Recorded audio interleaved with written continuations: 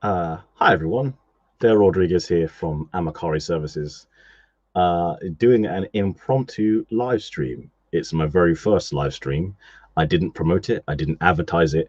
I just thought, first of all, let's just test this out. Um, Also, thanks to LinkedIn for giving me the live stream magic or wizardry. Yeah, it's really funny because I can see at the moment I've got no viewers whatsoever.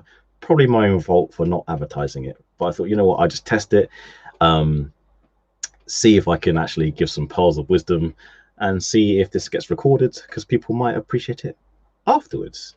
So yeah, one of the things I wanted to cover today um, is sales, which coming from an accountant might be a weird thing to discuss. But as some of you may know already, I have a B2B sales background as well as an accounting background. And one of the things that I want to impart or share is that there's a common misconception within sales that charm is the best tool or personality type is the best thing for good B2B sales. Now, this is going to be me being a bit pedantic. I don't like being called charming because it stems from the original word to glamour, to charm, which is when witches and warlocks, if they existed, if they do exist, I don't know, maybe they do, would use a glamour, a spell, to appear as someone they're not. So when you're calling someone charming, while it can be a compliment, its root is in a word that is actually in deception. Because if you're charming someone, you're glamoring them using a spell. I prefer the term charismatic. And the point I want to make is, look, some of the best business contacts, salespeople, sales professionals, whatever you want to call them, networkers, are not the most charismatic. Some of the best sales professionals I've met are the ones who are consistent. And the reason why I've got the words introvert or extrovert floating along in this kind of live stream is because I think a lot of people think that you have to be one of those people that's super gregarious, really great with people to be good at sales, especially in B2B sales. But this is not actually true. The main component, and there are people out there who are more proficient in this than me, like Owen Williams, for example, a good friend of mine, um, is listening or validating, right? The best bit of advice I was ever given in terms of business development and sales process was, okay, actually asking people what they need. And a good salesperson or good sales professional or a good accountant actually takes the time to listen to people, because we all want to be heard and we all want, help in our goals or possibly solutions to our problems. And you can only do that by understanding what people's problems are, right? So that is one of the key kind of fundamentals of sales. I know what you might be thinking, Dale, I don't do sales. Sales is sleazy, it's dirty, it's full of pushy people who are trying to give me something I don't want. That is a type of selling, but it's a type of selling that has been overused, and many of us are, wary of, understandably so, because no one wants something forced upon them. We all have free will, right? But I would posit this, right? We have all sold at some point in our lives, whether we realize it or not, right? And I'm going to give some examples of when we sell and we may not realize it, right? Have you ever been on a date, or if you're feeling old-fashioned, have you ever courted somebody, your husband, your wife, your significant other, whoever it may be? Have you done that? That was sales. Why was it sales? Well, it's actually sales and marketing if you think about it. Because if you put on a nice shirt that you don't normally wear, made sure you're in shape. That's some visual marketing right there. But no, you kind of put your best foot forward, don't you? You show that person that you're about to engage with in dinner, lunch, or social activity, your best version of yourself. But also when you are courting, dating, whatever you want to call it, you find out about the other person. You go, is this a good match? Is it a good fit? Can I provide a life goal with this person? So, are you in a relationship? Have you been in a relationship? At some point, you've sailed. Have you ever had a job interview? I want to say 99% of the people watching this, if anyone does actually watch it, have been on a job interview. You have sold yourself. You've been asked questions, and you've asked questions to see if you are a good fit for the company and if they're a good fit for you. You've sold. Sorry, hate to break it to you. Do you have kids? Or have you ever engaged with kids? Are you an uncle, an auntie, an older cousin, or do you know what I mean, right? I am, I say, a relatively new dad. She's now like 17 months old, right? I am fully aware that her logic and reasoning processes aren't quite as developed as they could be, right? My daughter. However, I have had to sell to her. I've had to be like, look, you can't logic and process, but I have had to put on, um, I've had to kind of explain to her the pros and cons of doing things and actually listen to her frustrations, even as a small human. And yes, I have sold to her the pros and cons, the benefits. She now knows that hot things are hot. I know, sounds a bit silly, but bear with me. That's kind of one of the things. And hopefully this isn't too meta, but one of the things I want to talk about is social selling. And again, some of this is just my opinion, but I think some of it's also founded in truth and evidence in terms of my career and profession and experience. Social selling, especially on LinkedIn as a platform, can be somewhat polarizing. There are some people on there who say, like, LinkedIn is a purely business platform. We don't want to see your kids, or we don't want to see that you've got a new car or a new house. Or and I would argue, because I used to be in that kind of thought, that kind of camp, right? And I was like, no, LinkedIn's professional. Keep your social stuff social, keep your professional stuff separate. But I think one of the things that 2020 has shown us is that actually, yeah, like actually that there is a merger, right? And bringing it back to the whole sales process, right? Where I've said we've all gotten used to being sold to. Sorry, I'm getting distracted by the comments. Hi, Nick. Hi, Matt. Eldest one is 216 months old, so I know what you're. I like how you've given me the age in 200 in months. Thanks, dude. I appreciate that. No, what was I going to say? So, social selling, right? I used to be in the camp where I didn't like seeing social stuff on LinkedIn, but I realized, right, where we've all had mass media and big marketing campaigns given to us, we're now wary of selling, right? And sales has come full circle, right? Hear me out.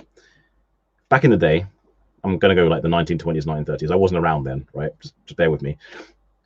If you knew your butcher, your greengrocer, you might have door-to-door salespeople, right? People sending you vacuums or other stuff, right? And you bought from that person because you either liked what they said, you liked their personality, or the perception of that person, right? And that's kind of how sales was done. Then fast forward a little bit, we got radio, we got TV, and then advertising happened, and it was all new, and our brains weren't used to it. And now we've got and selling was just like psychology, right? It's come full circle because what social selling, in my opinion, is showing people a little bit of your personality so they understand your authenticity, right? So when I give an example, I'm not going to name names, but there are people on certain platforms, social media platforms, that talk about some of their personal life. I'm one of them, as some of you know, and it's not to brag. I think it's just to show some of the authenticity. So I think the next time, the challenge I want to give to some people is, like, the next time you're annoyed at someone posting something about next time you're annoyed at someone posting about something personal, think why they're posting it, and then also look at them as a business owner or business person, because you might find that what they've posted actually proves their, what's the word, vigor, is that the right word? Hey, it's Rebecca Pay. I'm not gonna say that, because if my wife actually sees it at some point in the future, she might get annoyed. But yes, my LinkedIn Wiffy, because she has the word kick-ass in her title as well. Thank you for joining, by the way. Like I said, this is getting more traction and more attention than I thought it would, because I didn't think anyone would be available. It's like 10:40. Why aren't you guys working, Matt, Nick, Rebecca? Why aren't you guys, Caroline? Why aren't you? I'm joking. Sorry, I shouldn't insult my audience, should I? No. The point I'm trying to make is, look, social selling, LinkedIn, Facebook, YouTube, people sharing a bit more about themselves is actually what most of us want, even though we complain about it, because what you're doing is you're actually seeing that person's personality.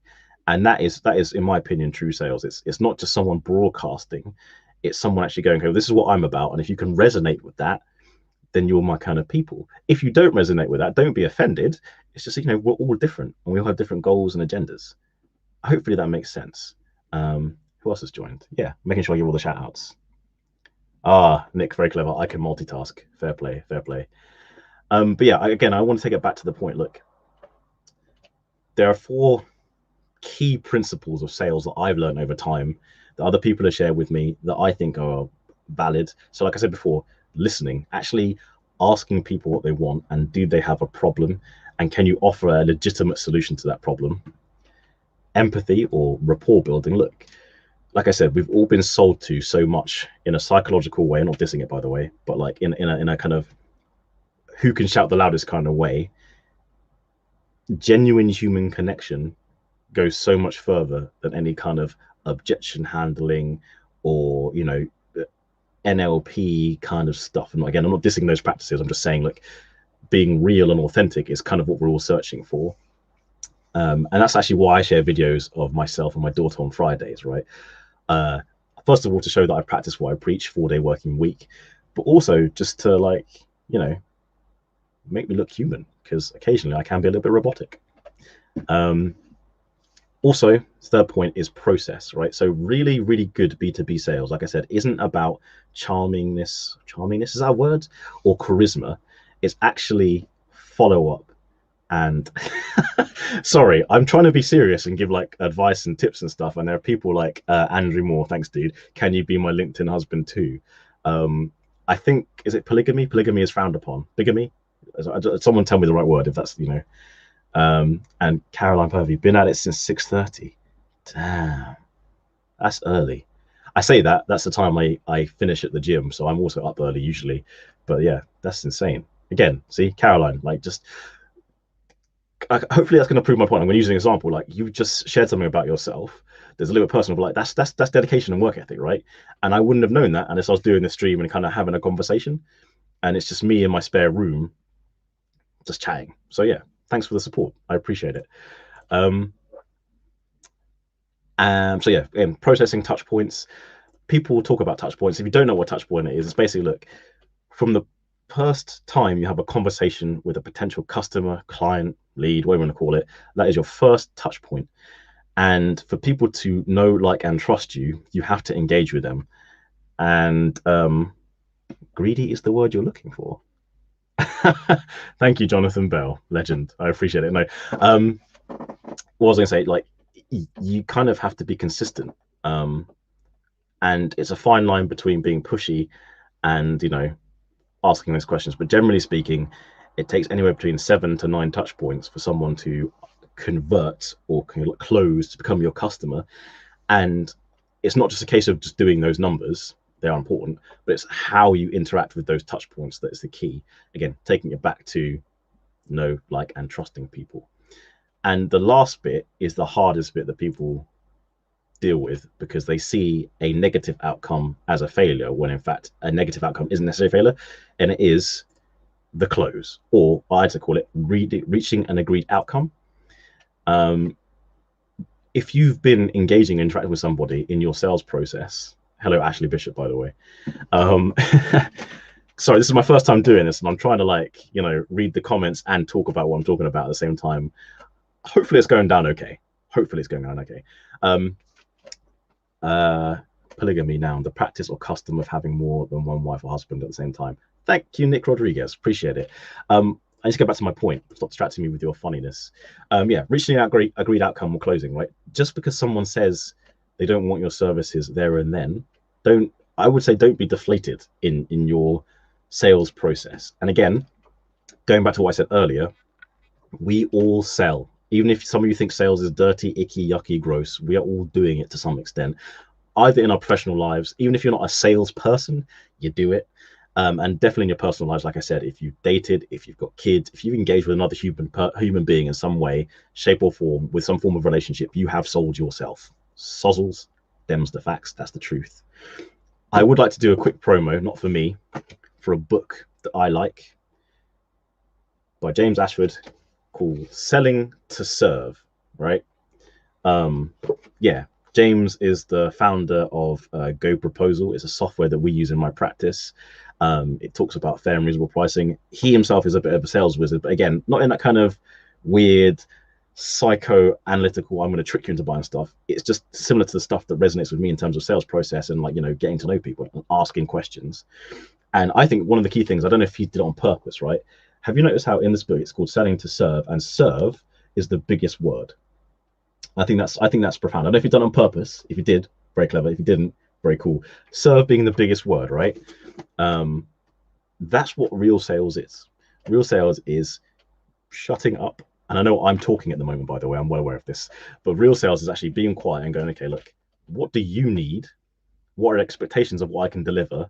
And will it help you? Yes or no? And if it's no, that's cool. Move along. There are like billions of human beings on this planet who either want or need your service or your business.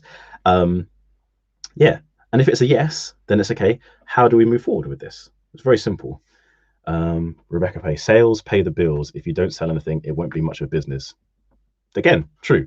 And hopefully this is encouraging for you guys. And I'm actually going to share a tiny personal thing about me, because I think it's important. So, for example, Andrew Moore, hands off, you're not kick ass enough. Jokes. I think I should explain that for people who don't know. So I was on a live stream.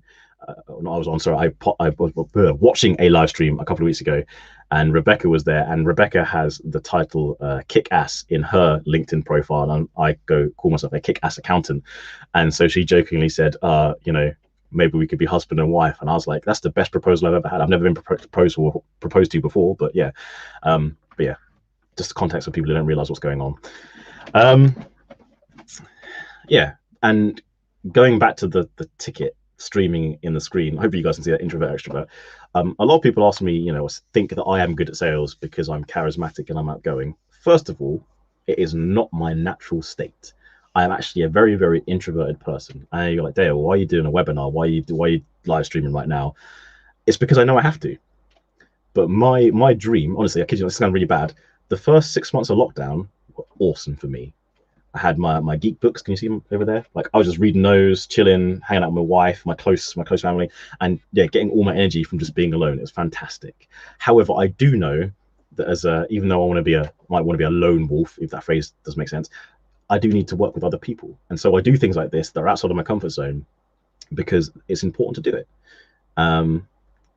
Hey, Del Rodriguez, play the guitar. I might do that.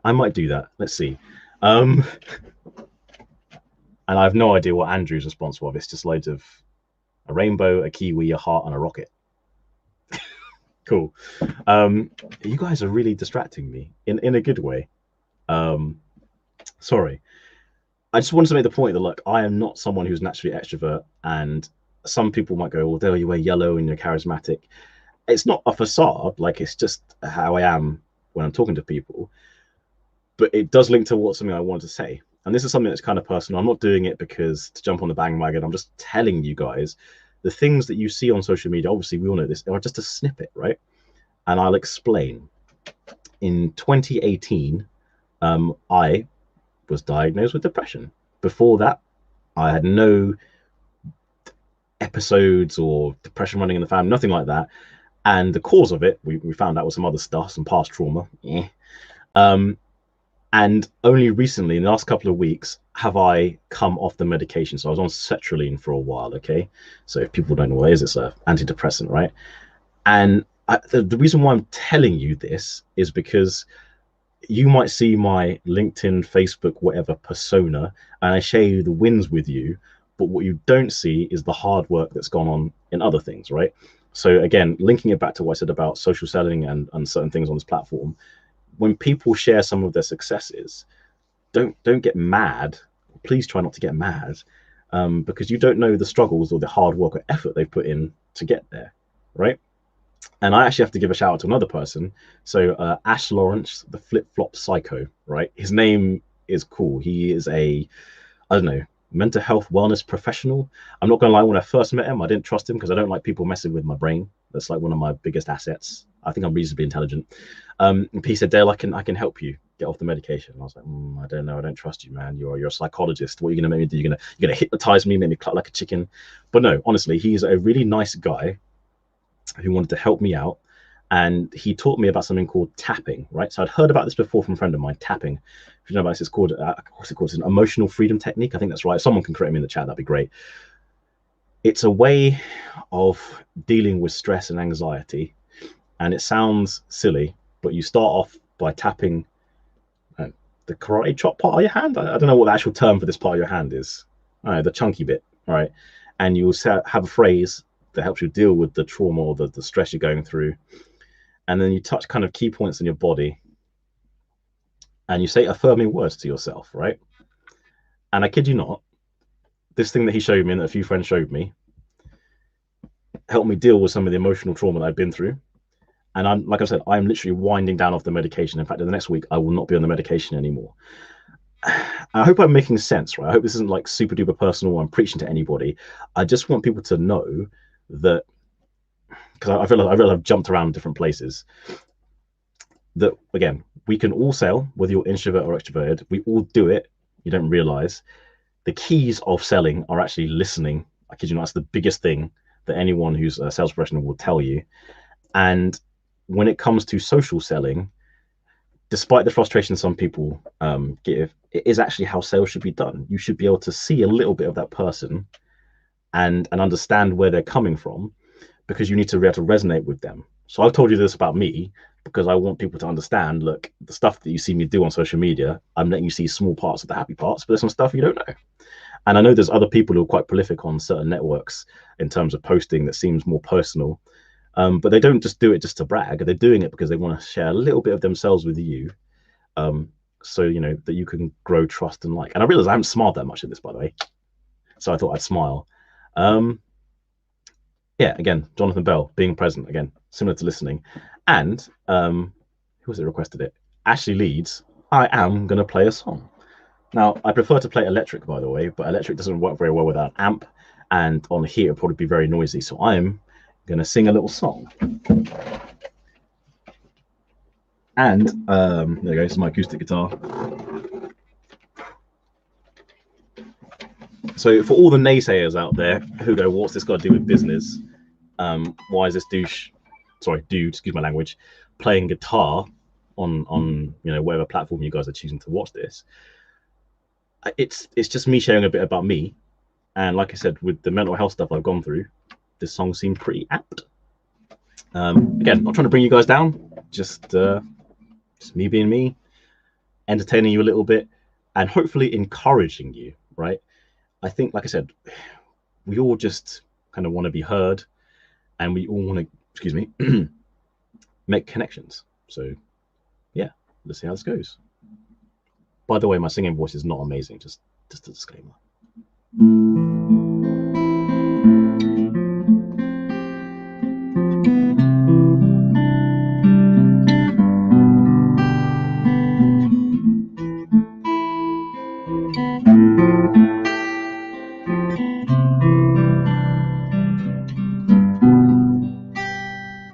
Crawling in my skin, these wounds, they will not heal.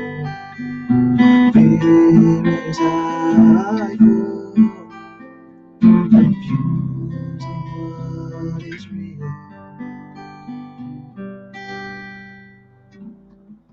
There's something inside me that pulls beneath the surface, consuming, confusing. This lack of self-control, like there is never ending control. I can't seem to find myself again. I was a crazy.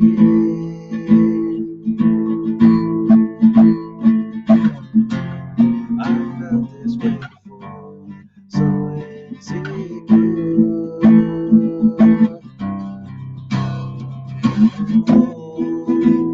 In my skin, these wounds, they will not heal.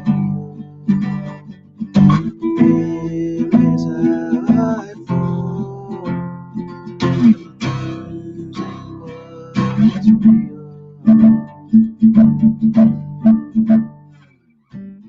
Discomfort endlessly has pulled itself upon me, distracting, reacting. Against my will, I stand beside my own reflection. It's haunting how I can't seem to find myself again. My walls are closing in.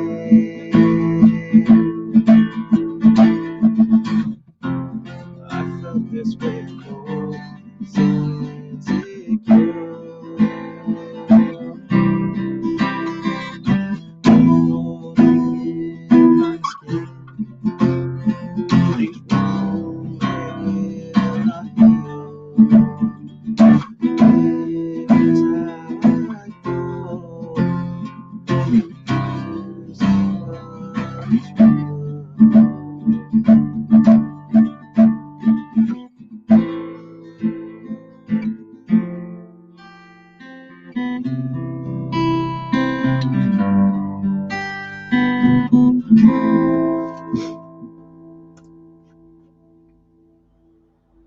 Cool.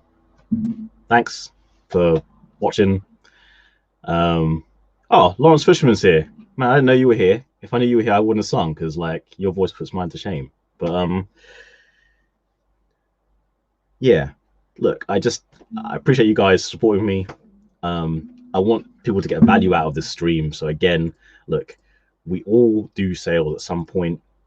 The way sales has evolved, it's come full circle. It's gone back to being personal. It's come back to being trusted and knowing people. And I feel, or in my experience in sales and in business, not just accounting, you have to have connection with people. And I kid you not, like I said, I am a naturally introverted person. I'm only doing this because I know it has to be done, right? I don't like sharing stuff about myself. I've done it because, look, I want you guys to get to know me a little bit. Yeah, so hopefully you've got some benefit from that. Again, the book I'd like to promote is Selling to Serve by James Ashford. It's a really good book. Even if you're not in sales, if you don't want to do sales, just read it anyway. There's some nuggets of wisdom. And again, the point I've taken away from that is the word serve. It's the biggest word. That's what sales is. Okay, so yeah, please let me know. Can't even speak. If you guys have enjoyed this, I will do another one. If you haven't enjoyed this, I might do another one anyway, because I'm kind of like that. No, but yeah, let me know if you enjoyed it, if there's been some value in it. And yeah, and hopefully I can add some nuggets and pearls of wisdom and encouragement for other people. Yeah, so again, if you've got mental health stuff going on, don't give up. Check out Ash Lawrence, Flip Flop Flyco. He helped me. He's a really cool dude. And again, like I said, tapping, if you've heard about it and if you poo-pooed it, give it a go, because it helped me a lot. I'm now medication free. So yeah, thanks for joining, guys. I appreciate it. Peace.